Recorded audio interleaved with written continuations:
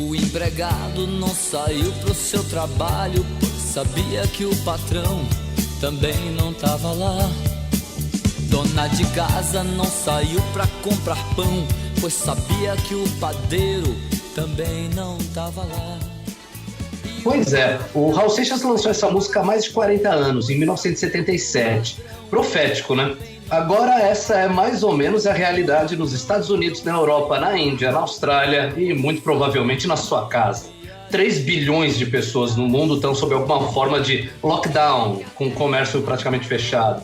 E uma boa parte delas está em quarentena dentro de casa. As consequências econômicas aí são obviamente brutais. Tanto que nos Estados Unidos a ideia é imprimir dinheiro e dar para a população, para ver se seguram a bronca. Vão ser 2 parcelas de $1.000 para cada cidadão adulto, uma em abril, outra em maio, e mais $500 por criança. Quem é autônomo está sem trabalho. Quem tem comércio não tem mais previsão de faturamento, nem de como pagar os funcionários. E as contas continuam chegando.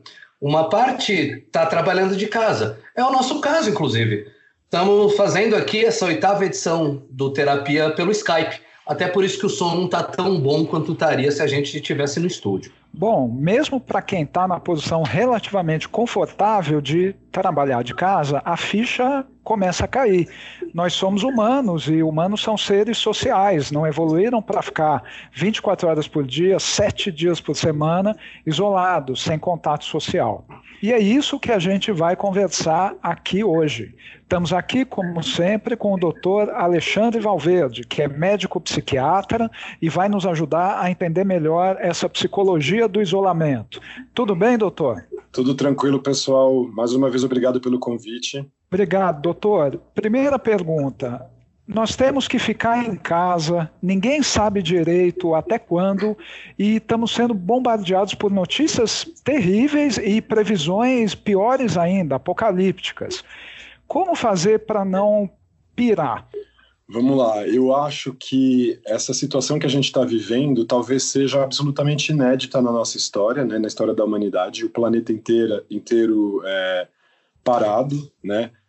Confinado. Eu acho que eu nunca ouvi relato de algo parecido, então a gente não tem um precedente para saber o que funcionou e o que não funcionou previamente. Então eu acho que a resposta mais simples, mas também a mais difícil para isso, para a gente conseguir criar redes de apoio, criar redes de solidariedade, é a gente cultivar o amor. Parece uma coisa um pouco romântica, mas essas relações amorosas, elas não são só as relações de casal, as relações sexuais, coisas nesse sentido. Elas são as relações de qualquer aproximação bem-querente que a gente tenha com qualquer pessoa.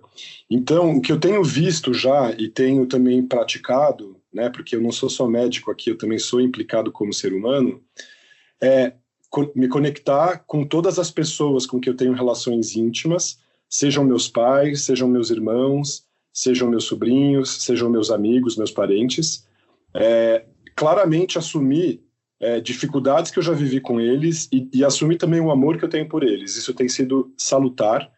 Eu tenho pedido para os meus pacientes fazerem esse mesmo exercício e as pessoas estão criando redes muito interessantes, por exemplo, de fazer almoço juntos à distância, cantar músicas juntos, vocês combinam horários para se divertir, para dançar, para fazer alguma coisa que as pessoas estejam fazendo cada um nos seus lados. Eu acho que circulou um vídeo muito bonito da França e da Itália, alguns vídeos, perdão, de pessoas cantarolando nas sacadas das casas para que todo mundo faça um coro junto e passe um momento de descontração. Então, esse amor que eu estou falando, ele não é só amor em relação ao outro, ele também é amor em relação a si mesmo. Então, ele é um amor que significa cuidado com o próprio corpo. As pessoas têm que colocar horas nos seus dias, agenda, 30 minutos de manhã, 30 minutos no fim do dia, de exercícios como yoga, alongamento, algumas ginásticas. Tem muitos vídeos no YouTube de fit dance, né, que é aquela prática de ginástica com música, tal, que é muito interessante, é uma prática aeróbica. O exercício aeróbico, que gasta energia, que faz a gente suar, ele diminui é a concentração de cortisol, que é o hormônio do estresse do nosso corpo. Então, isso ajuda a melhorar o nosso estado basal. Para vocês terem uma ideia, tem algumas pesquisas agora, que já foram publicadas, das primeiras cidades chinesas que começaram a sair da crise, e em alguns relatos, eu vou mandar depois o link para o ouvinte, que vai ficar na descrição do podcast, poder acessar esses conteúdos. Há relatos, né, há pesquisas que mostram que a diminuição do humor, né, acontece em 73% das pessoas que estão confinadas. E a irritabilidade em 57% das pessoas. Ou seja, praticamente 3 a cada 4 pessoas vão apresentar alguma alteração do humor. Isso Legal. É um tsunami psiquiátrico. E a gente vai ter que confrontar esse tsunami dando as mãos uns para os outros para que ninguém se afogue. Queria falar uma outra coisa também de um outro exercício que eu acho que tem funcionado muito para mim. Quando estou me sentindo mais ansioso, coração batendo rápido e tal, eu estou aqui vivendo com o meu companheiro em casa, né, em confinamento, e a gente se abraça 5 minutos em silêncio. Isso diminui a frequência cardíaca, isso libera ocitocina e endorfinas, então isso ajuda a gente a se acalmar momentaneamente. Então tem sido bem interessante como técnica. Se você estiver sozinho em casa e você não tem possibilidade de fazer isso, entre em contato com uma pessoa que você ame e troca ideias e mensagens mais profundas mesmo, mais delicadas em relação ao seu afeto por ela. E também, quando eu estou sozinho e estou me sentindo com bastante ansiedade, o coração batendo rápido, eu fico naquela posição que os praticantes do islamismo fazem para rezar. Então a gente se ajoelha, deita sobre o próprio corpo, estica os braços.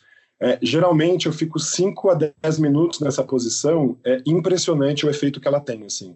É uma posição... Porque funciona como um alongamento? Funciona como um alongamento, ela diminui, né, a intensidade do fluxo sanguíneo pelo modo como a gente fica ajoelhado, né? Então isso faz com que a frequência cardíaca também diminua um pouco nesse sentido, né? Você interrompe aquele fluxo de sangue tão contínuo, isso dá uma aliviada na tensão, dá uma sensação boa de aquietamento. Acho que não é à toa que essa cultura milenar, né, desenvolveu essa prática, porque faz sentido biológico, né? E então, assim, eu tenho notado que é muito interessante. E aí eu pratico algum modo de meditação nessa posição, então, da reza aí dos muçulmanos, e também algumas posições de yoga também que me ajudam, e que qualquer pessoa pode procurar isso na internet, no YouTube. A gente está colocando aqui, né, alguns pontos sobre o que fazer quando a gente está dentro de casa mesmo, né? Queria colocar um ponto em Nova York, que é um epicentro da doença. A ideia de isolamento lá é um pouco diferente do que você está vendo em outros lugares. Eles não pegam tanto a coisa de ficar dentro da casa, né? Eles estão inclusive projetando de abrir ruas que ficaram sem carros para que as pessoas possam sair na rua e respirar e tal, e fazer exercício na rua, fazer exercício no parque, sempre obviamente com a coisa de você não se agrupar, né, de você manter a distância das outras pessoas, né, porque você está na rua que você vai e jogar bola, né, e jogar basquete. Do seu ponto de vista, qual é o que seria o ideal para uma política pública? Alguma coisa ali tal mais pesada, no nível fique dentro de casa, que se você tocar na maçaneta do elevador vai dar problema, ou uma visão mais parecida com essa de Nova York? Não, vamos manter a distância, mas vamos andar na rua. Então, eu tenho família que vive em Nova York, né, minha tia e meu primo, então a gente tem se falado bastante para entender como está acontecendo, e ela me falou justamente dessa dinâmica. Essa minha tia tem mais de 70 anos, então ela é grupo de risco, e eles pedem para as pessoas deixarem a distância de 6 pés, que eu acho que deve ser 2 metros, né? Essa mania dos americanos de ter 2 metros, né? E, claro, você não encosta em nada, você, obviamente, toma todas as precauções dos protocolos de saída de casa, né? Então você deixa os sapatos do lado de fora da porta. Isso é uma coisa muito importante que as pessoas têm que pensar nisso, né? Sempre que você sai, deixar os sapatos do lado de fora. E se você, por acaso, encostar em qualquer coisa na rua, você troca toda a roupa, bota para lavar, toma banho, e aí você se troca de novo quando entrar dentro de casa. Eu acho essa opção bastante salutar, porque a gente tem que considerar que essa crise e essa pandemia, ela não é só uma pandemia viral, ela é uma pandemia psiquiátrica também. O confinamento gera sofrimento. Então, essa mensagem precisa ficar muito clara. Estamos falando do aspecto infeccioso dessa pandemia. Essa pandemia é, sobretudo, psiquiátrica. Por que eu digo isso? 2% das pessoas parece que são as pessoas que vão falecer por conta dessa pandemia. Mas os 98% das pessoas que ficarem vão sofrer algum estresse mais ou menos moderado, mais ou menos grave. Então a gente tem que ter essa noção de que essa pandemia ela é psiquiátrica, ela ainda não está sendo, porque esse fenômeno vai se produzir depois de 15 dias.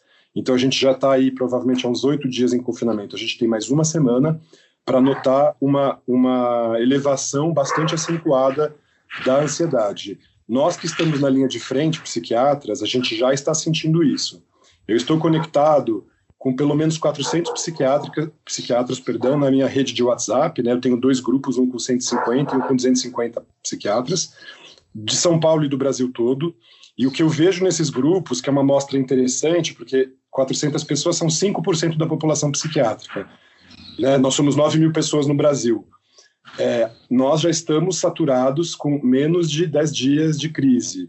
E imaginemos que, então, para a nossa população de 230 milhões de pessoas, se 80% dessas pessoas tiverem transtorno depressivo leve, moderado ou grave, o sistema psiquiátrico também vai colapsar. Nós não estamos falando sobre isso, então eu quero aproveitar esse momento para deixar essa mensagem aqui no nosso podcast. Espero que o ouvinte se sensibilize enquanto isso, e espero também que alguns ouvintes sejam tomadores de decisão e entendam a necessidade premente de começarmos a olhar para a questão psiquiátrica, que vai ser a segunda vaga do tsunami, né? O tsunami ele sempre aparece como uma primeira onda, depois ele volta e vem uma segunda. A segunda onda será psiquiátrica.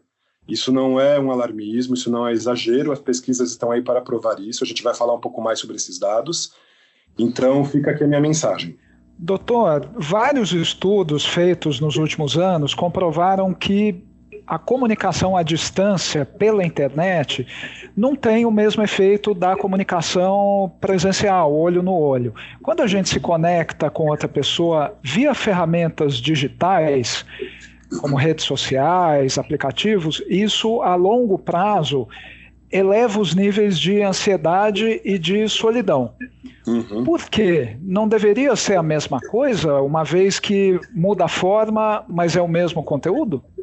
Então, é difícil dizer isso, né? Porque essas pesquisas elas foram realizadas com amostras, né? Numa situação de normalidade social, né? De normalidade social, acho que é isso. Sim. Então, esse viés, ele faz com que essa pesquisa não tenha efeito hoje na atual circunstância. As pessoas, elas estão fragilizadas, sensíveis, ainda começando a ficar angustiadas e a ficha está começando a cair.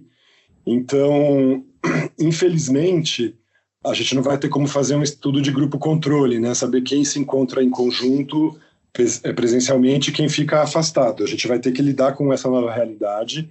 Uhum. Talvez ela não seja, claro, o melhor dos meios. A presença humana, você vê todo o gestual corporal, você tem toda uma linguagem corporal que está manifesta. O que fica presente na consulta à distância, no acolhimento à distância, é a expressão facial e o tom de voz, que por si já são bastante importantes, né? Muito diferente do que você escrever um texto, você tem a tonalidade afetiva que está sendo colocada ali. Sim. Então, o que eu tenho percebido aqui no meu trabalho e conversando com colegas psiquiatras, psicólogos, e também tenho feito esse exercício, né? Eu também voltei a fazer terapia desde que começou essa crise, retomei o meu trabalho com o meu antigo terapeuta, E sim, no começo da sessão acontece um pouco uma coisa estranha, né? Que você fala, puxa, eu tô aqui, não é exatamente o lugar da terapia, é minha casa, tem outras pessoas ouvindo a sessão, você fala, caramba, que coisa. Mas depois de um tempo, acho que essas barreiras se dissolvem e os conteúdos aparecem mesmo, né? E uma outra coisa que eu tenho notado, e que provavelmente vai ser uma prática comum pela questão da saturação do sistema por conta da falta de profissionais, é que nós reduzimos o tempo da sessão, então a gente não tem mais conseguido fazer encontros de 1 hora, a gente tem falado em 30 minutos, mas também são encontros mais incisivos, né? São mais pragmáticos, então é muito interessante. Eu estava conversando ontem com um paciente meu, que eu atendo há 5 anos, um jovem, e de repente essa situação nos coloca face a uma dificuldade que não permite mais o andar da terapia como ele era antes. Então, com toda a sua liturgia, com todo o seu tempo, com toda a sua demora. E eu me vi na sessão sendo muito mais diretivo, muito mais direto também, não só diretivo no sentido da instrução, mas muito mais direto no sentido do que eu estou compreendendo. E aí, claro, a pessoa fala, uau, é quase como se eu falasse assim, vou te falar hoje tudo aquilo que eu não te falei nesses últimos anos, porque eu achava que você não conseguisse ouvir, mas que essa crise está fazendo com que eu me sinta livre para poder falar e você livre para ouvir. E tem sido muito interessante, assim. As sessões têm sido muito produtivas. Eu acho que essa aflição de estar avizinhado à morte, né, estar com a morte do lado, a gente não sabe se a gente vai ser vítima ou não, ela gera uma ansiedade e um sentimento de necessidade de viver e de fazer acontecer hoje e não amanhã, que faz com que o processo terapêutico seja muito mais eficaz. Eu já tenho notado isso nessa primeira semana, imagino que eu vá conseguir colher os frutos disso ao longo do tempo, mas aí eu entendo que o meio é menos importante do que a contingência.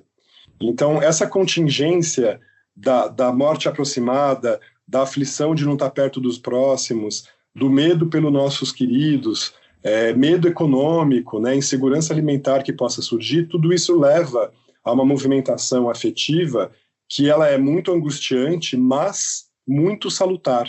Então a gente pode usar essa energia afetiva para se mover, para melhorar, né, para se trabalhar, se entender e ter uma vida melhor. Então a gente volta para aquela primeira pergunta de vocês, como agir em tempos de crise?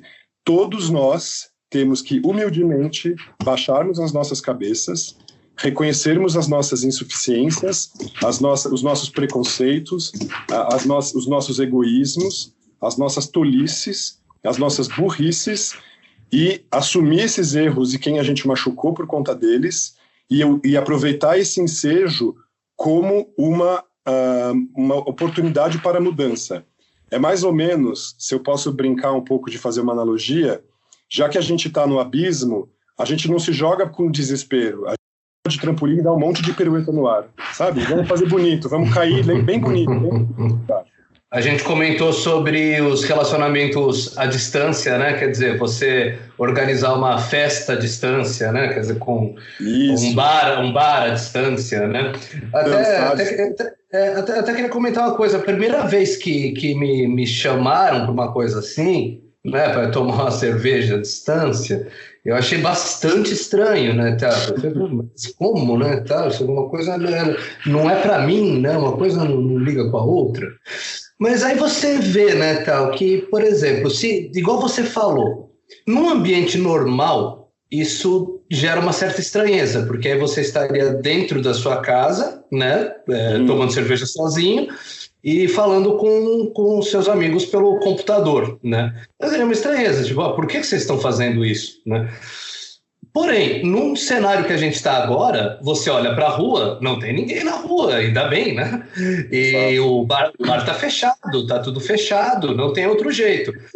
Num cenário em que não tem outro jeito, de fato, isso parece muito mais agradável do que numa situação normal, né? Porque você sempre tem a coisa da comparação, né? Quando você a gente sempre compara com a nossa vida, a gente compara com o que ela poderia ser, né? E não pela coisa em si. A comparação é muito importante. Então, quer dizer, pô, mesmo que pareça bobo para alguém que está ouvindo ali, tal, tipo, uma festa à distância, cara, numa situação ali, tal, em que está todo mundo apartado mesmo, isso se torna mais locupletante, né, do que seria de outra forma, né? Eu até queria emendar com uma pergunta aqui. Claro. Ale, tem algum experimento de isolamento social que você gostaria de citar? A gente chegou a conversar antes, né, tá, sobre um que envolvia um bar. Sim. Eu troquei uma mensagem com o Alexandre Versinhassi faz uns 3 dias, justamente para pensar em alguns conteúdos que a gente poderia discutir aqui no nosso podcast. E era a mensagem de um colega médico que tem experiência com atendimento em barcos, em navios, né, que trabalhou para a Marinha. Isso é muito comum na região amazônica, né, com as populações ribeirinhas e também nas regiões de litoral. E esses marinheiros, sendo médicos ou não, né, eles passam por uma prova de confinamento que se dá em alto mar. Então, as pessoas não têm para onde sair, né? Você não pode ficar irritado e se jogar ali fora, eu quero sair do barco, porque você vai cair no oceano.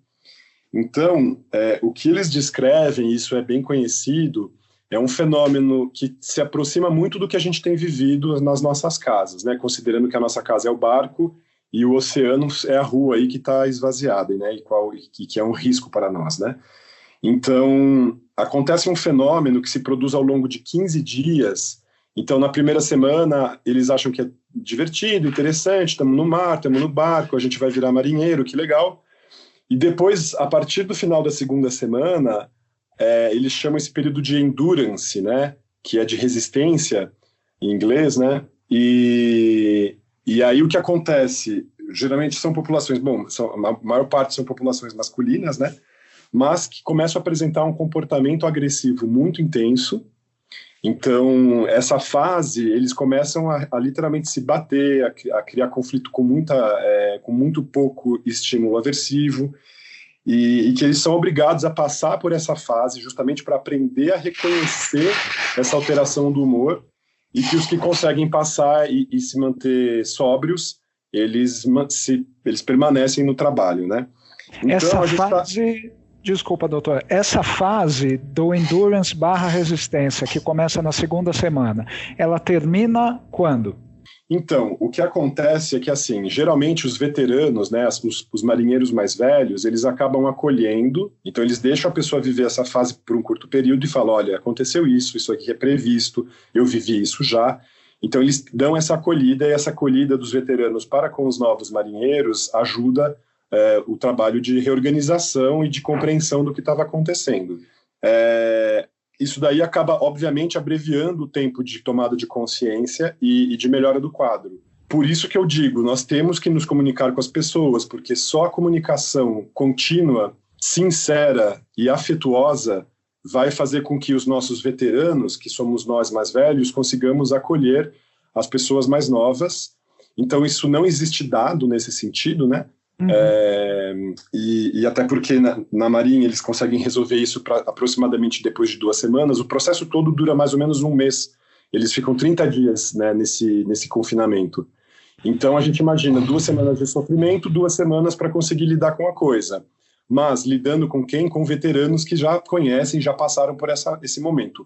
Como não há veterano dessa pandemia aqui no mundo, mas há veteranos no sentido de pessoas que já sofreram determinadas condições psiquiátricas, essas pessoas, elas podem dar o exemplo, sim, de como elas contornaram os seus sofrimentos. E isso é um momento muito bonito, porque a gente sempre fala aqui no nosso podcast sobre psicofobia, e hoje é o momento da gente romper as barreiras da psicofobia e assumir uns para os outros. Eu já passei por uma depressão, eu já passei por uma ansiedade, vai acontecer isso, aquilo, e você vai melhorar.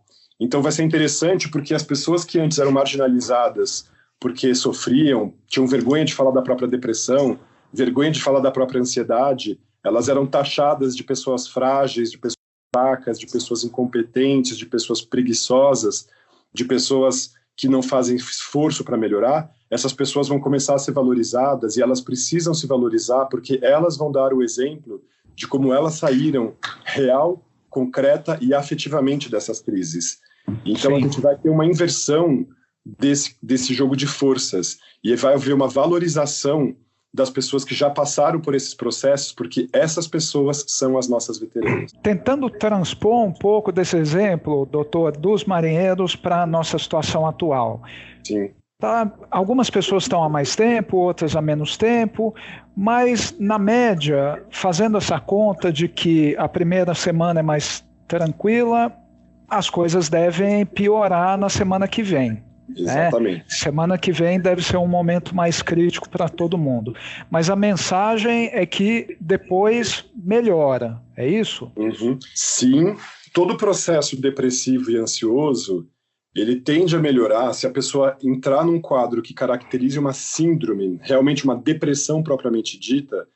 Se nada for feito, nem terapia, nem medicação, esse processo demora 6 meses para se resolver aproximadamente.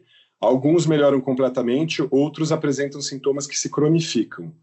Então, a gente vai precisar que as pessoas se conectem também não só com os próximos afetivamente, mas também a profissionais. E para isso, existem muitos aplicativos hoje que oferecem serviço de acolhimento e escuta.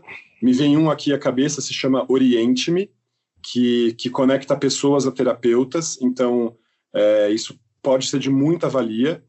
E eu vou fazer um pouquinho aqui, com o perdão do espaço, eu e a minha equipe, nós estamos desenvolvendo um aplicativo para auxílio no monitoramento, no encaminhamento e no acompanhamento à distância de pessoas com sofrimento mental. Ele se chama Sinapse Assist.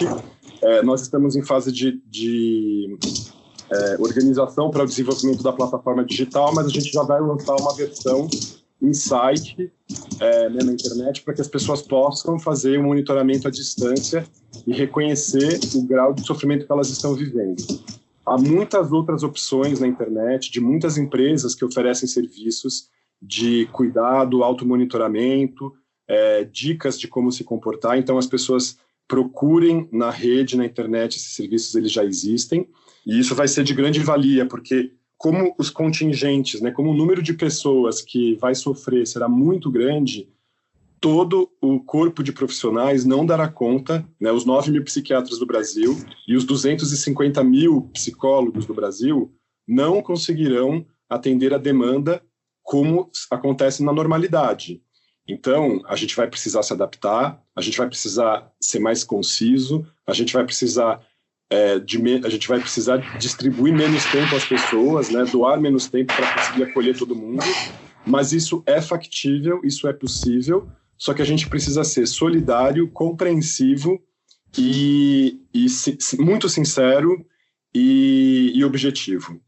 E aí eu queria aproveitar o ensejo para falar, então, de todos esses profissionais que estão cuidando aí de toda essa esfera da saúde, não só a saúde do corpo, no sentido da infecção, mas da saúde mental.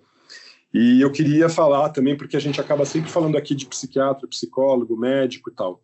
Há toda uma categoria profissional importantíssima, eu diria talvez a mais importante, que é a categoria dos enfermeiros, das enfermeiras, dos fisioterapeutas, das fisioterapeutas, que estão, eles sim, na linha de frente, com a mão na massa, com a mão nos corpos das pessoas, tocando, limpando, acolhendo, ajudando. E a gente tem dados também de pesquisas que foram desenvolvidas nas cidades onde o vírus já fez a primeira passagem. Então, mesmo na região de Wuhan, na China, há pesquisas que mostram que dos participantes dessa pesquisa, 50% deles, metade dos profissionais de saúde, apresentaram quadro de depressão, 45% apresentaram quadro de ansiedade, 72% dos profissionais relatam sofrimento mental moderado a grave. E desses profissionais, ou seja, a cada 4 profissionais, 3 entram não em colapso mental, mas em nível grande de sofrimento, 60% desses dessas são enfermeiros e enfermeiras, e 40% médicos ou médicas.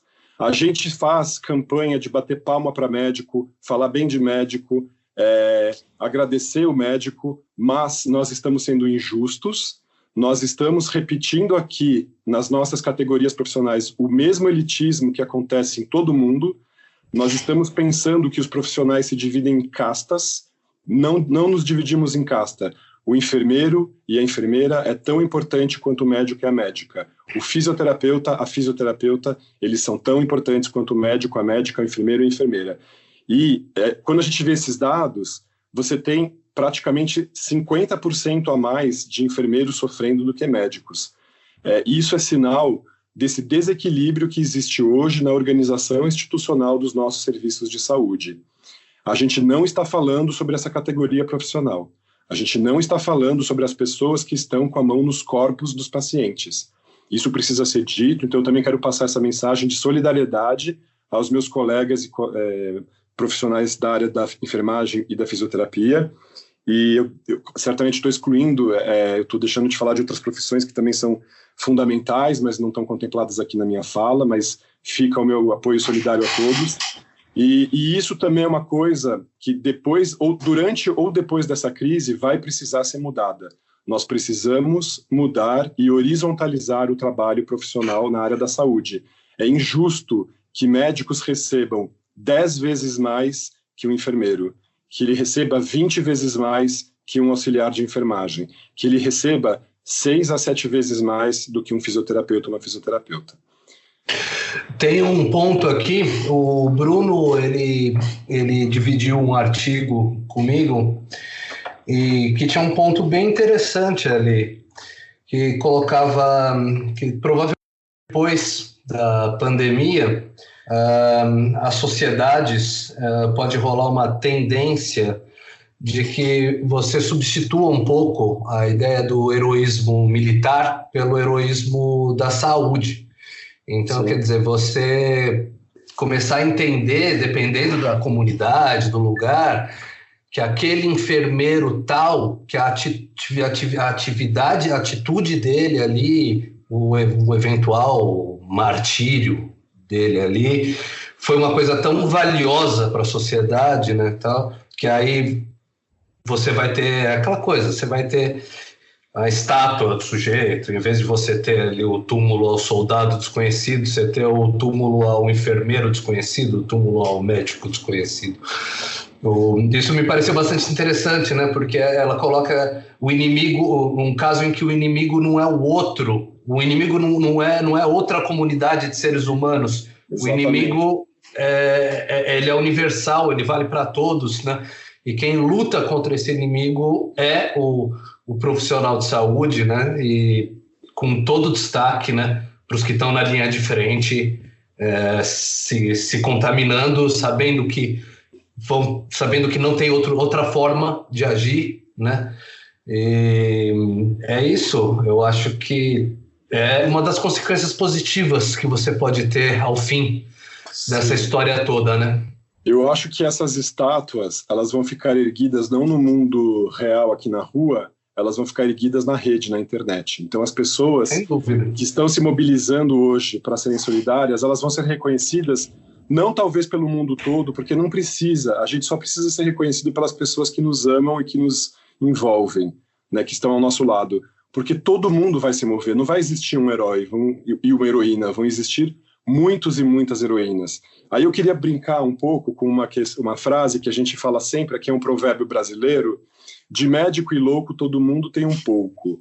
Agora a gente vai sentir na pele que todo mundo tem um pouco de louco mesmo, vai todo mundo ficar lá ao seu modo um pouquinho louco, e tudo bem, a gente vai precisar cuidar dessa loucura, mas também todo mundo vai cuidar um do outro, todo mundo é um pouco médico um do outro, então a gente tem que se apropriar desses papéis, a gente tem que reconhecer que sim, nós vamos sofrer, e que sim, nós vamos nos levantar para ajudarmos os outros.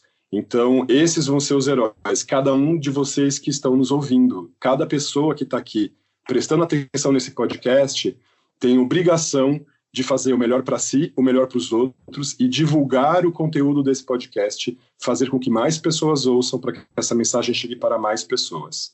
Eu queria também aproveitar o momento para não deixar de passar algumas mensagens também. Então, voltando de novo para aquela primeira pergunta nossa, né? O que fazer nessa fase para reduzir e diminuir o estresse psicológico que nós estamos vivendo?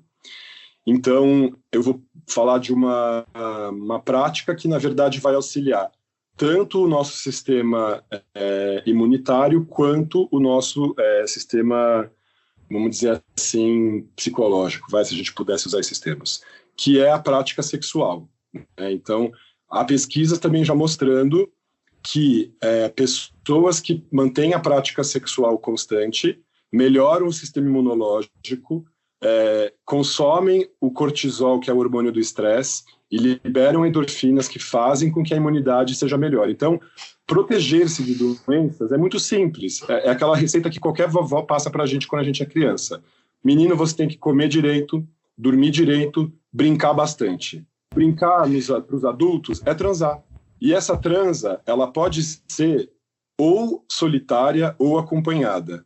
Então, quem tiver a sorte de estar acompanhado, pratique sexo de várias maneiras, divirtam-se, curtam fantasias, realizem fetiches, façam da vida sexual de vocês uma graça, pensem que vocês podem morrer daqui a uma semana, então o que vocês vão fazer até lá? Divirtam-se. Agora, tem as pessoas que estão sozinhas em casa. Essas pessoas têm que continuar praticando sexo solitário. Há muitas comunidades que dependem de aplicativo para encontros, né? O Tinder, o Grindr, o Hornet, essas coisas todas. Essas comunidades já estão se sentindo extremamente afetadas porque não têm conseguido manter a prática sexual anterior. Então, o que eu tenho recomendado é masturbem-se, tenham relações em casa, conversem com os amigos à distância, transem à distância. Pega aquela pessoa que você gosta de transar, combina um call com ela, combina uma videochamada e transem à distância. Realizem as fantasias de vocês. Pratiquem sexo rotineiramente. Eu, né, como usuário de Tinder, né, não tenho parceira fixa, né, por enquanto. Quem sou eu para dar dica disso, né? Tal, mas vamos lá, estamos aqui para isso. Claro, né? vamos jogar real. A hora é essa. Um problema grave que você desde que começou a coisa toda é que assim você começa um flerte ali. E aí, a primeira coisa que você faz, você combina para ou ir tomar alguma coisa ou ir jantar, né? Você combina para ir se encontrar. Essa parte não tem. Sem a parte de se encontrar, não existe, né? Não existe a coisa, oi, tudo bem? Vamos fazer sexo online. Se eu fosse o Brad Pitt, teria. Eu não sou, não tem. Isso não vai ter. Então, a dica que eu daria ali e tal era simplesmente pegar e marcar um happy hour à distância. Perfeito. Cada um com a sua garrafa de vinho, né?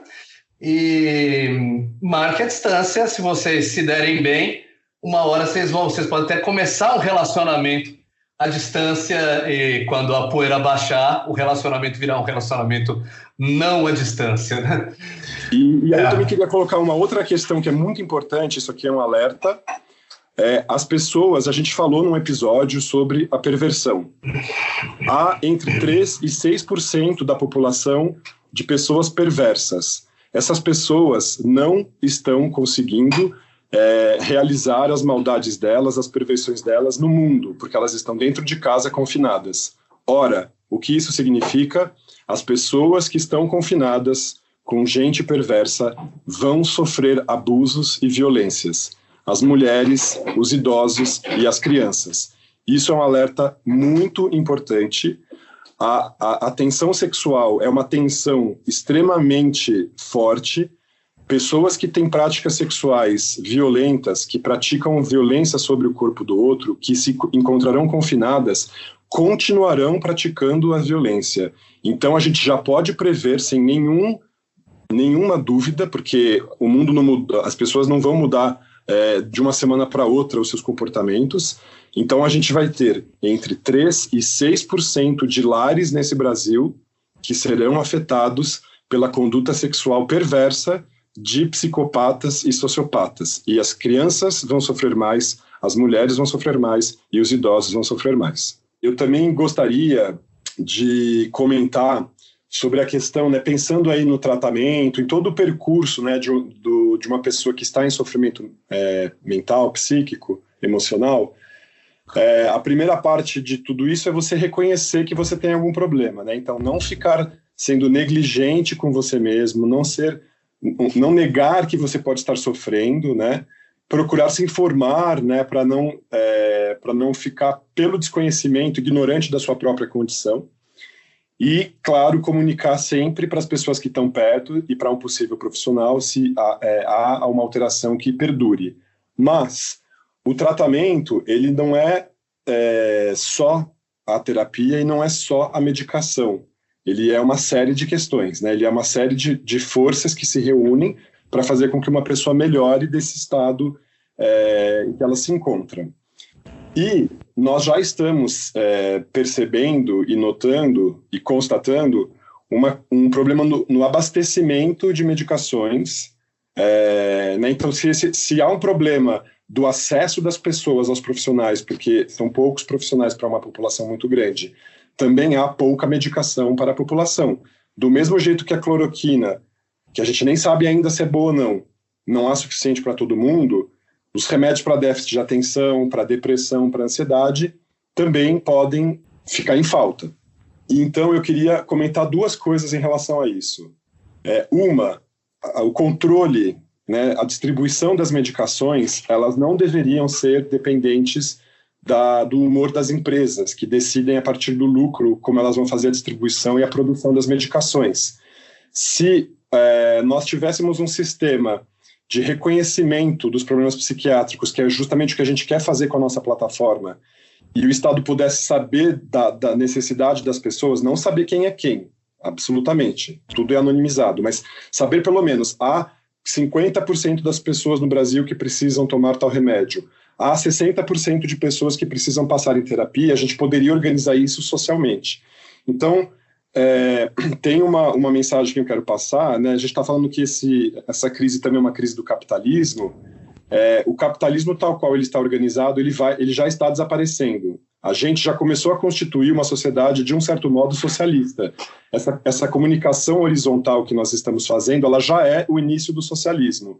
E se essa crise perdurar muito tempo, ao final dessa crise, depois que as moedas estiverem derretidas por causa da recessão e da hiperinflação, quando os países não pagarem mais as dívidas externas que eles têm, porque nenhum país mais vai pagar dívida nenhuma, o calote das dívidas externas de todos os países do mundo, ele é uma aberração, e os países gastam dinheiro com isso, ao invés de gastar com questões fundamentais, como compra de medicação e aquisição de equipamento médico. Se hoje no Brasil faltam hospitais, e faltam medicamentos, e falta acesso a profissionais, e falta formação de profissionais, não é porque a gente não sabe fazer, porque a gente não previu, porque a gente não supõe que haja esses problemas. É porque nós gastamos mais da metade do dinheiro do país com o pagamento de dívida externa. As pessoas acham que o problema do país é a corrupção, mas isso é uma falácia. Só a gente colocar um pouco, gasta-se metade do dinheiro do país com pagamento de dívida interna, né? Dívida externa, ela foi eliminada, né? Está na década de 00. Claro, né? Não, isso não pode... Mesmo a dívida interna, o dinheiro que paga a dívida interna vem da rolagem da própria dívida interna, né? Há vários anos a gente não tem superávit primário no Brasil, portanto, o dinheiro arrecadado por impostos não é mais utilizado para a manutenção da dívida interna. Ele era uma pequena parte na época do superávit primário. Eu até acho que é a sua opinião, né? A sua opinião ali sobre o sistema financeiro, sobre tudo isso. Claro. Não é a minha opinião pessoal, por exemplo. Claro. Né? Então, claro, é a minha colocação. Eu acho que a gente está... Exato. Não, perfeito. Até eu não acho que a gente estaria fadado a uma desgraça econômica, porque a gente conseguiu, por exemplo, a gente conseguiu vencer não só a Grande Depressão, mas na época da gripe espanhola também, ela afetou os grandes centros de produção. E o que a gente viu depois da gripe espanhola, que durou 2 anos, entre 1918 e 1919, foi o mundo cresceu maravilhosamente. Foi a década de 20, uma das décadas mais iluminadas da história da humanidade, e tudo sob bastante mercado, era uma lógica capitalista. Esse boom da década de 20, ele gerou depois a crise de 29, né, e que aí tivemos Grande Depressão, a Grande Depressão gerou a Segunda Guerra, e aí, quer dizer, esse bode todo de Grande Depressão mais Segunda Guerra parecia que o mundo não que ele ia acabar, parecia que ele já tinha acabado, né? Se você morasse na Alemanha ou na Dinamarca, em lugares que hoje são paradisíacos socialmente, né?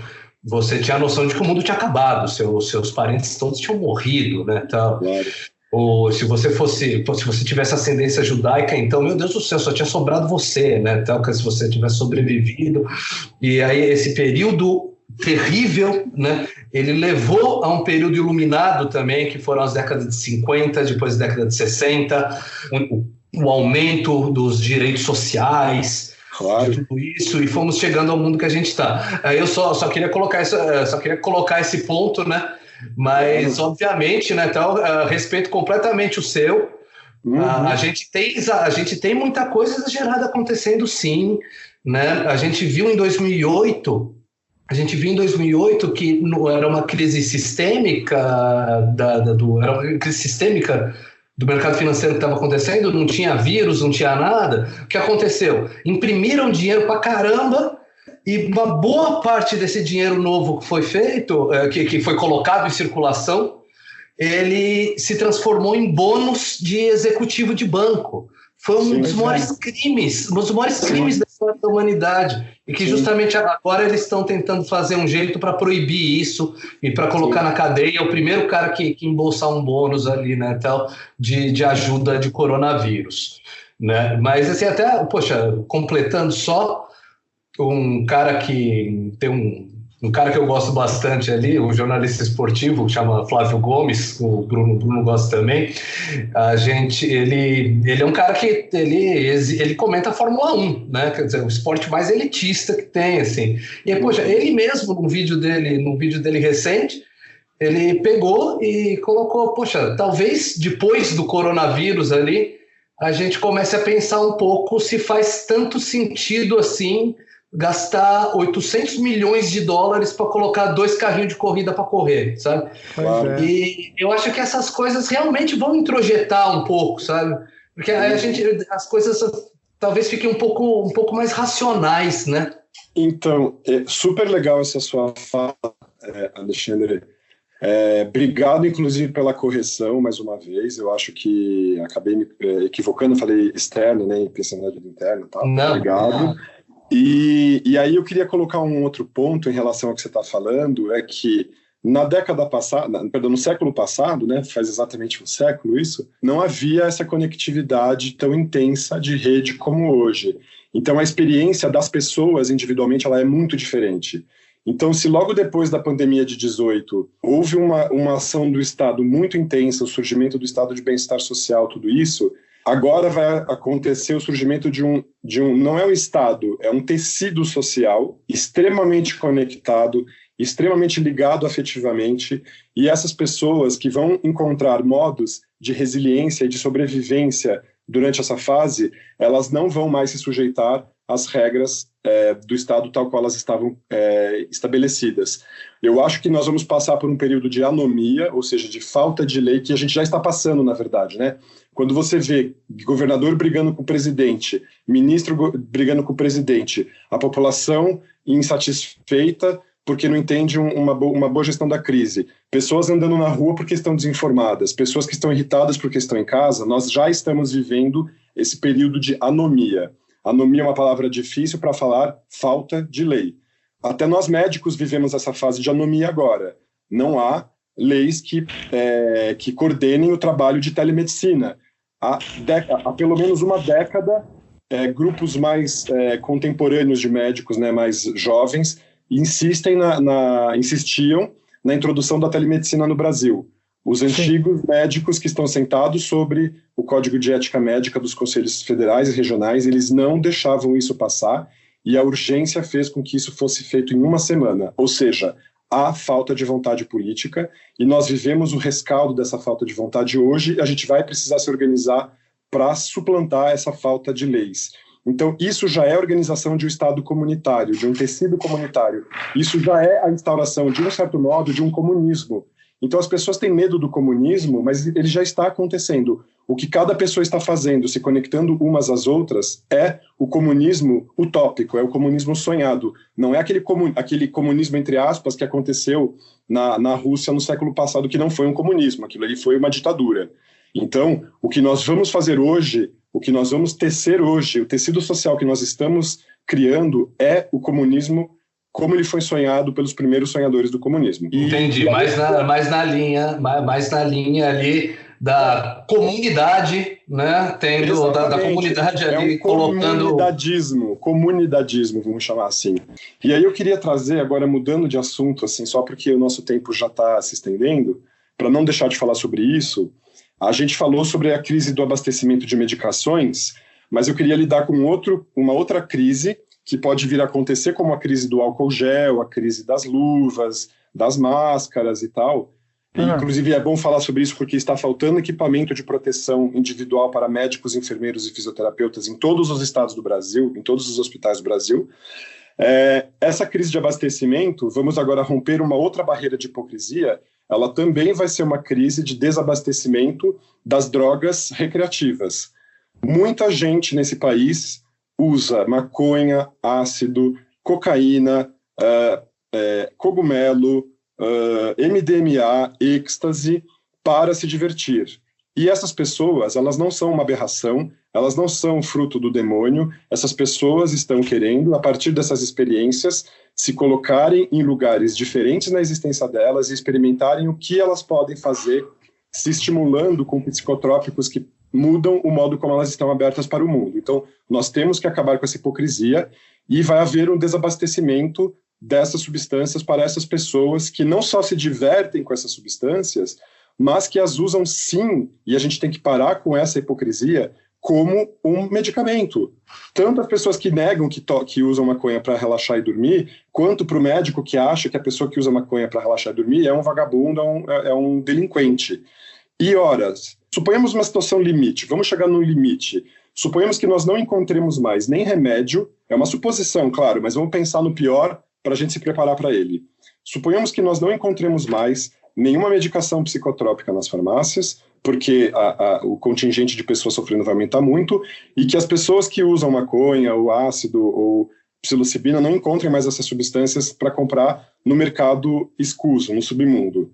Vai haver também um colapso dessa estrutura que a gente não quer reconhecer pela nossa hipocrisia, que também dá sustento à saúde mental de muita gente. E nós precisamos parar de falar que essas drogas só causam doença mental. Elas causam doença em pessoas suscetíveis, mas em pessoas não suscetíveis, elas geram experiências prazerosas e de grandes mudanças. E aí uma última questão: se o cultivo de plantas psicotrópicas fosse regulamentado, as pessoas hoje estariam provavelmente usando essas substâncias em casa, que elas plantam, que fosse a maconha, que fosse a psilocibina, que é uma das substâncias alucinógenas mais seguras para ser usadas, e a gente poderia também usar isso como uma estratégia de cuidado, porque a gente poderia orientar as pessoas como fazer isso de maneira saudável. Então, essa crise, ela também vai revelar a nossa hipocrisia em relação tanto ao uso de substâncias psiquiátricas, porque as pessoas fingem que não tomavam Rivotril, fingem que não tomavam Ritalina, fingem que não tomavam antidepressivo. A hora que essas substâncias faltarem, elas vão ter que assumir para as outras que elas estavam fazendo isso, que elas estão sofrendo. E as pessoas fingiam para si, ou fingiam que o outro não estava usando substâncias recreativas, e agora essa barreira dessa hipocrisia também vai cair, e isso também vai ser uma questão daqui para frente. Tá, voltando um pouco que você tinha colocado antes, eu pessoalmente não acho que é um momento ali clube da luta de querer acabar com as empresas de cartão de crédito e acabar com os bancos. Se não fosse banco, eu estaria gravando isso aqui na rua, porque minha casa é financiada. Se não fosse cartão de crédito, eu não teria viajado, não teria feito uma série de coisas. Então, graças ao cartão de crédito, eu tenho um cartão no meu celular, eu posso fazer um pagamento por aproximação, em vez de ficar trocando nota de dinheiro contaminada com coronavírus. Talvez os cartões de crédito, os pagamentos por aproximação, eles estejam salvando vidas hoje. Claro, então, eu acho que existe... Você tem exageros do sistema, não é legal ver o banco lucrar 20 bilhões de reais um trimestre enquanto a economia está caindo, mas, por outro lado, um banco é igual à mercearia, eles vendem dinheiro, você precisa de dinheiro para ter uma casa e nenhum vizinho meu está disposto a deixar eu morar com ele. Se tivesse, beleza. Mas o comunidadismo ali, ele não chegou tanto, porque as pessoas ali, elas são muito ciosas mesmo, né? Então, certas coisas. Então eu precisei gastar R$500 mil para comprar uma casa. E aí, como eu não tinha R$500 milhões, eu tive que pedir para quem tinha criado um sistema para poder me passar isso, para poder se pagar em prestações. Eu só queria deixar registrado isso também, né? Então, eu acho que é importante esses pontos. Sim, não, a sua fala é perfeita, com certeza esse sistema de comunicação bancária é incrível e a gente precisa dele, porque a gente não vai mais conseguir ficar circulando dinheiro na mão porque as notas podem ficar infectadas. Nesse sentido é ótimo, só que eu acho que para evitar que as pessoas entrem em estado de ódio, de raiva contra o sistema bancário, porque ao invés do governo distribuir renda com dinheiro público, os bancos não distribuem o dinheiro que eles acumularam dos nossos juros, que nós pagamos. Esse dinheiro é nosso. Porque eles não baixam a taxa de juros e devolvem às pessoas esse dinheiro. Façam uso dele. Não, sim, aí existe toda aquela discussão, né, tal, que aí a gente tem aquele problema do Brasil, né? O Brasil tem 4 bancos, nos Estados Unidos tem 5 mil. Exatamente. Então você baixa o juro lá fora, você consegue pegar por exemplo, eu tenho um comércio e eu vou ficar 3 meses sem faturamento, né? O assunto aqui não é psicologia, mas eu vou ter um comércio e vou ficar 3 meses sem faturamento. Nos Estados Unidos ali, você consegue fazer um empréstimo com juro de 2% ao ano. Você consegue fazer isso para girar. No Brasil, meu Deus do céu, cara, não dá. O governo pode baixar o juro para zero, o juro real para zero, que é onde está nesse momento, né? O juro agora está igual à inflação. Então o juro real é zero. O banco não vai te cobrar o juro real perto de zero. Ele vai cobrar aquela carambada que ele cobra. Então, quer dizer, aí você tem essas coisas, né? Quer dizer, então o problema no Brasil talvez fosse falta de concorrência entre banco e tal, quer dizer, mas é isso, você tem uma série de problemas ali que a gente precisa consertar e que um cenário, né, de pandemia, um cenário de distúrbio social, ele pode acelerar muito isso. Só para terminar, igual o Yuval Harari escreveu agora há pouco, escreveu há uns dias no Financial Times, num artigo, ele falava uma coisa muito interessante, que era de que as grandes crises, se a gente está a maior desde a Segunda Guerra, as grandes crises aceleram a história. Exatamente. Então, muitas mudanças que deveriam acontecer, talvez elas aconteçam. E aí, realmente, a gente pode ter um sistema financeiro, pode sair daí um sistema financeiro mais justo, pode sair daí regulações ali que façam mais sentido. Eu concordo que, poxa, tem muita coisa para evoluir e eu acho que um cenário de crise ele pode ajudar a acelerar essa evolução. Eu acho que um dos jeitos da gente consertar essas perversões do sistema é colocando limites no sistema. E a gente fala pouco, né? A gente tem falado fundamentalmente, a gente precisa continuar falando sobre isso, sobre uma renda mínima universal para que as pessoas não fiquem empobrecidas, que elas não passem fome, só que a gente precisa também falar ao mesmo tempo, não adianta fazer uma coisa sem fazer a outra, numa renda máxima universal. Eu não estou falando que as pessoas tenham que receber no máximo R$5 mil, R$10 mil. Eu acho que os grandes ricos, eles podem ser ricos até $100 milhões. Para que uma pessoa precisa de mais do que isso na vida? O Thomas Piketty, né, ele colocou isso no livro célebre dele, né? E aí qual que foi a saída? Porque ele chegou num ponto ali e falou, não, então vamos fazer isso, vamos colocar imposto sobre riqueza de 98% a partir de tanto, e aí automaticamente essa pessoa não consegue, vamos dizer, ela não consegue passar muito dos $100 milhões de renda pessoal, ela não conseguiria passar muito disso. E aí o que ele propõe para fazer isso? Que ele fala, putz, não dá para fazer isso hoje, porque hoje, por exemplo, se o Brasil coloca uma lei dessa, igual a França tem. O mundo inteiro tem que fazer ao mesmo tempo. Não, né? Exato, e tem que proibir paraíso fiscal. Exatamente. Né? Porque aí senão você vai fazendo uns malabarismos financeiros e coloca paraíso fiscal. Então, quer dizer, você teria que ter um jeito de não ter paraíso fiscal.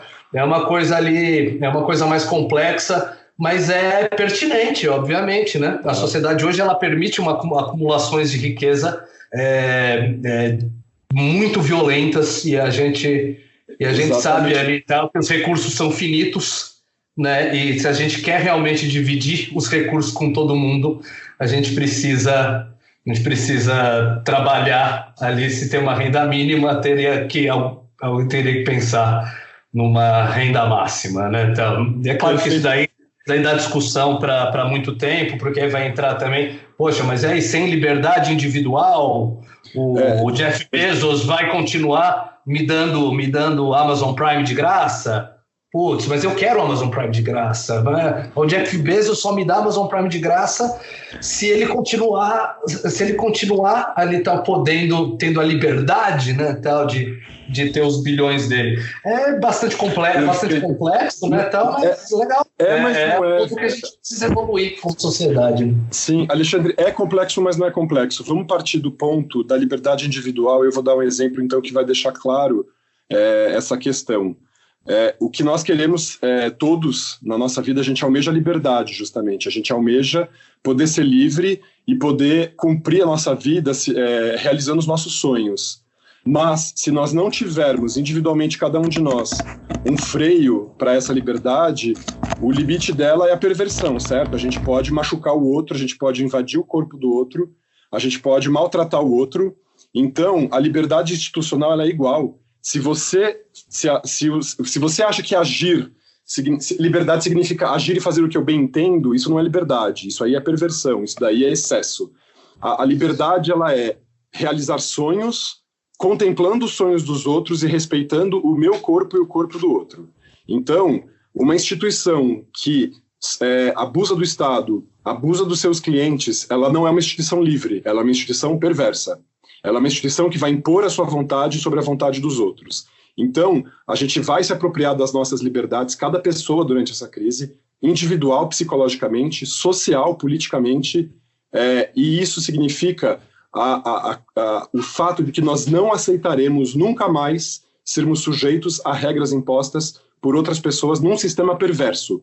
As regras colocadas num sistema de respeito, de solidariedade, essas regras prevalecerão. Então, os bancos que lucram absurdos, eles deveriam ter uma taxa de lucro de talvez 0,5% ou 1% por ano. Porque eles não precisam ganhar mais do que isso. O volume de dinheiro que eles movimentam é tanto que 1% já é muita coisa. 0,1% já é muita coisa. Os empresários que acham que precisam ganhar mais do que 100 milhões, eu quero que alguma pessoa nesse mundo... Eu estou fazendo uma exortação aqui. Se tiver alguém no mundo que consegue gastar mais do que 100 milhões de dólares durante a sua própria vida, eu quero que essa pessoa se apresente a mim, eu vou começar a fazer a terapia dela. Então... Eu acho que acaba entrando, talvez numa coisa muito... Acho que entra numa coisa muito pessoal, assim, tal. Tipo, 100 milhões de dólares é um jato particular e custa mais 1 milhão para... Ninguém precisa de jato particular, a gente não... Mas é você que vai dizer o que a pessoa precisa. Se eu achar que eu preciso de um jato particular, problema meu. Aí você fala, não, mas você está matando criança na África. Pô, me prova. Uhum. Então, a prova, Vercinhas, é exatamente a pandemia que está acontecendo. Você acabou de falar de paraíso fiscal. E a gente tinha comentado no episódio anterior que essa pandemia ela era absolutamente democrática e ela ia expor todas as nossas fragilidades psicológicas, físicas e sociais, e econômicas Sim. e ecológicas. O paraíso fiscal, as Ilhas Caimã, não estão poupadas da infecção viral. Suponhamos, numa situação limite, que todas as pessoas da Ilha Caimã morram, que todas as pessoas, que os bancos da Ilha Caimã não funcionem mais. Quem que vai tocar aquele banco? Então, assim, é justamente a nossa prepotência, a nossa arrogância que faz a gente pensar que o nosso querer prevalece. Não. Essa lógica do querer é poder é uma lógica que vem acompanhando a humanidade como um bordão, como um slogan, um marketing, desde os anos 80. Primeiro, psiquiatricamente essa frase não faz nenhum sentido, porque o nosso querer, a nossa vontade é uma função psicológica, ou seja, se o nosso cérebro não está funcionando direito, no caso de uma depressão, o nosso querer também fica modulado. Então, a nossa base fundamental não é o nosso querer, a nossa base fundamental é o nosso poder. Se nós pudermos, talvez nós queiramos. Então, se a gente puder, talvez a gente queira, não o contrário. Essa lógica de querer é poder, é uma lógica de uma frase boba, de autoajuda, para pessoas ficarem empolgadas, trabalhando em empresa, obedecendo pessoas, achando que o querer vai ditar as regras do mundo. O querer não pode nada. Quem pode é o poder. E poder no sentido de potência. Só que eu não concordo que um ditador venha falar para mim o que eu devo querer. Não, e quem que vai me falar? É a comunidade? Não, é um ditador. Por isso que o comunismo só deu certo com ditadura. Claro. Só deu certo. Por isso que só houve comunismo com ditadura. Claro. Porque alguém precisa ditar. Alguém precisa dizer o que você deve pensar. Ditadura alguém precisa dizer o que você deve pensar. Sim, não adianta. É uma aberração. Mas ditadura é uma aberração e é justamente isso que a gente. Mas a aberração é você. Mas é também aberração você dizer que uma empresa não pode ter lucro. Uma empresa não pode ter lucro de 0,1%. Ela pode ter lucro, mas esse lucro ele pode ser controlado. Mas é controlado por um ditador, controlado por um sistema. Não, justamente, Bercianci, a questão. O seu banco. você teve 10% de lucro, seu Steve Jobs. O senhor passou da sua cota de 100 milhões de dólares. Pare de pensar. Isso lá na época do Apple II. Não ia ter iPhone. Sem iPhone, não ia ter a comunicação que a gente tem hoje. Então, sei lá, eu acho que se o debate for entrar na parte social ali e tal... Mas vamos entrar. Eu acho que assim, não estou dizendo que o banco não pode ter lucro, nem as empresas, mas a partir do teto, esse dinheiro ele vai ser revertido para a distribuição de renda comunitária. Então, as empresas podem continuar ganhando, só que elas vão ganhar até um teto, e a partir dali o excedente é para ajudar a humanidade. Então, acho que essa clareza a gente vai ter que ter. E assim, os bancos e todas as instituições, as empresas, elas não vão conseguir mais funcionar como elas funcionavam, Versenhace, porque o que eu já vejo hoje com os meus pacientes as pessoas estão extremamente frustradas com o funcionamento das empresas, porque nessa situação de crise, que as pessoas podem morrer por causa da crise, a gente vê empresas, bancos, instituições fazendo as pessoas trabalharem apesar das interdições, apesar das proibições. Essas pessoas elas vão tolerar trabalhar nesses lugares enquanto elas ainda precisam desse dinheiro. Quando essa crise acabar, as pessoas vão levantar uma banana para essas empresas e falar: você não se preocupou com a coisa mais importante, que é a minha própria vida. Então, Vercianci, isso vai acontecer em todas as instituições do mundo, então isso vai ser a mudança. A ditadura, ela não vai ser a ditadura do alto para cima. Hoje no Brasil nós já vivemos uma ditadura e e ela não funciona, porque a pessoa que quer ditar para a gente regras nessa crise que está acontecendo, ela não está conseguindo. A pessoa vai falar: vá para a rua porque isso vai ser melhor. As pessoas não estão saindo, as pessoas não estão obedecendo o ditador, as pessoas estão livres hoje. As pessoas têm um limite hoje que é a minha morte. Eu não posso sair de casa porque eu não posso morrer. Isso gera um ambiente de liberdade ao mesmo tempo. A morte, ela é fundamental como limite nosso para que a gente paute as nossas escolhas, a gente paute os nossos quereres e que a gente realize a nossa vida. Porque no limite, a pergunta que sempre vai prevalecer é: o que você quer fazer antes de morrer? Se você falar: eu quero matar uma pessoa, alguém vai falar: não, você não pode. Então você não tem essa liberdade, porque a liberdade não é isso. Você não pode invadir o corpo do outro. A única liberdade que a gente pode ter em relação ao outro são simples. Você pode tocar a pessoa se ela autorizar, você pode apertar as mãos dela se ela autorizar, você pode abraçar se ela autorizar, você pode beijar se ela autorizar, você pode transar se ela autorizar. Sim, mas absolutamente claro. Quem entra... Não, perfeito. Mas absolutamente claro. Qualquer outra influência, qualquer outra coisa que se faça sobre os nossos corpos é violência, é perversão, é abuso. E nós nunca mais vamos tolerar sermos abusados. Nunca mais. Tudo bem, mas eu não sei que violência. Não, tudo bem, mas aí qual que é a violência que o Jeff Bezos comete contra todos nós?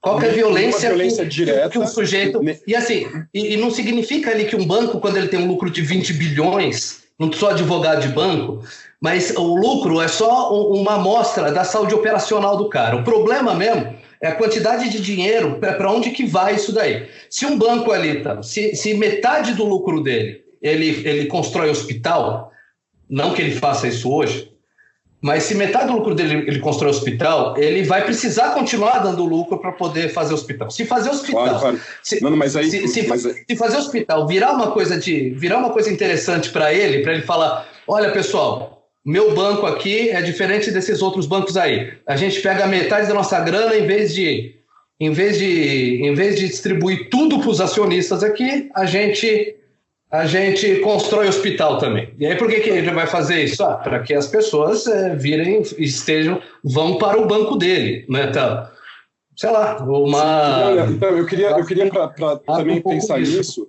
exatamente, é que assim, a questão toda do Jeff Bezos, ele não é uma pessoa perversa que está nos sacaneando, mas a concentração de renda que é gerada por causa do sistema que está instalado tal como é, ele permite que a sociedade esteja vulnerável como ela está hoje. É só isso. Ele não é um malvado, mas indiretamente, por nós estarmos inseridos nesse sistema, a gente vive essa fragilidade.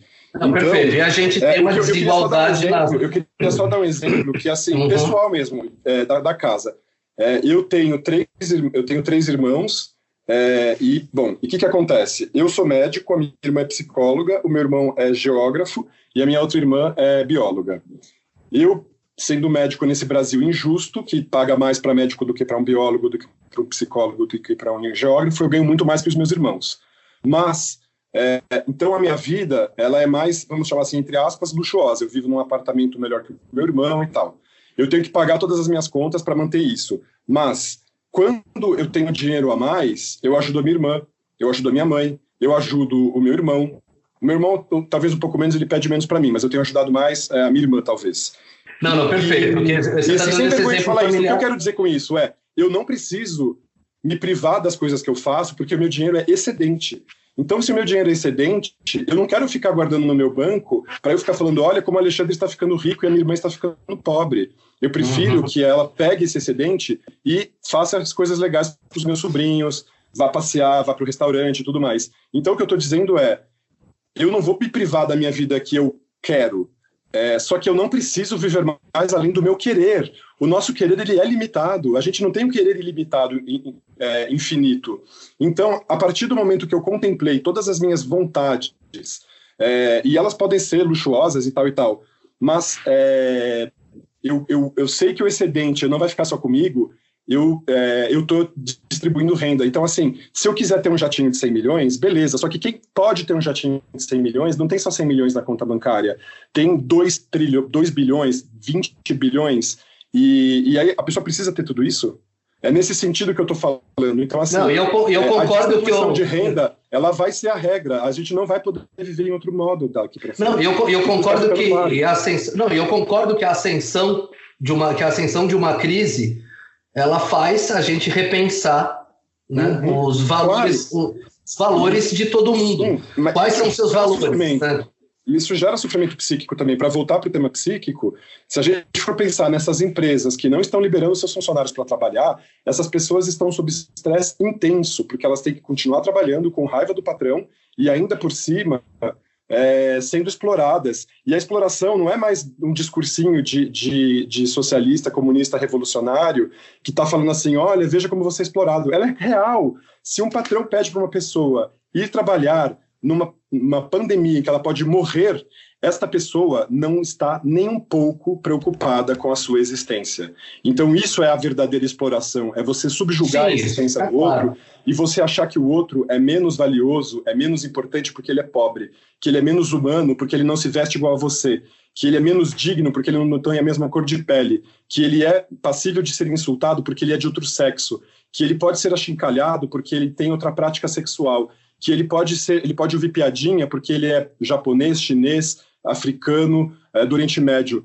Essas coisas vão todas acabar, assim. Ou a gente faz uma mudança real e concreta em relação a todas essas nossas mazelas, que são sociais e psíquicas, ou a gente vai afundar nessa crise. E as pessoas que vão sobreviver e vão sobreviver melhor são as pessoas que vão conseguir reconhecer as suas falibilidades, as suas inconsistências, as suas impotências e vão aprender a se transformar humildemente em pessoas solidárias e humanas.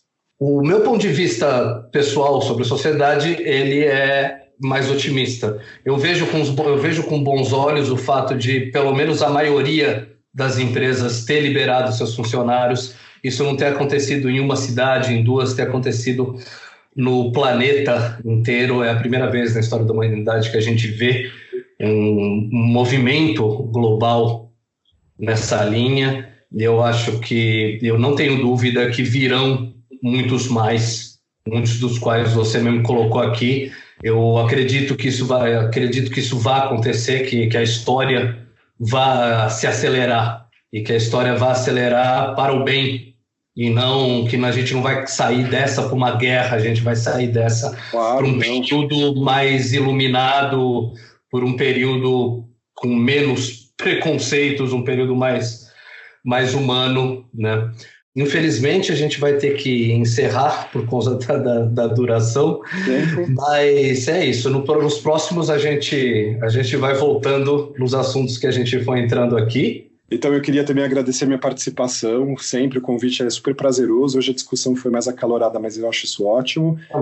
Eu também sou um otimista inveterado. E eu estou exatamente falando todas essas coisas porque eu acho que as pessoas, intimamente, eu conheço as pessoas do meu consultório num nível muito profundo, elas buscam ser livres, elas buscam o amor. É isso que elas querem profundamente. Elas querem carinho, contato, afeto. E eu sei que profundamente todos estão procurando por isso agora. E é esse que vai ser o motor dessas mudanças.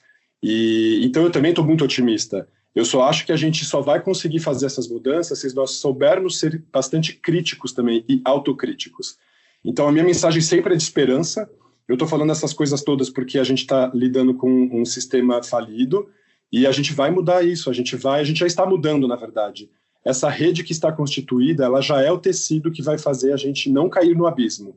Ela é aquela grande rede de salvação que fica embaixo da corda bamba ali no picadeiro, e são todas essas pessoas que vão nos ajudar. Então eu sempre quero passar uma mensagem de otimismo, mas eu não quero, por isso, não ser crítico.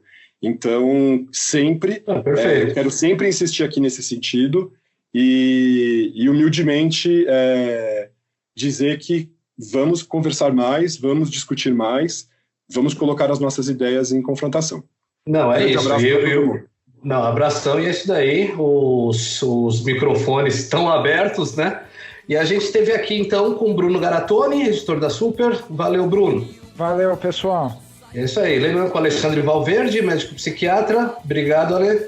Grande abraço, pessoal. Obrigado também. Eu, Alexandre Brzinhassi, diretor de redação da Super. A edição de som é do Rafael Bertazzi. E é isso. Bom trabalho, boa quarentena e até o próximo Terapia.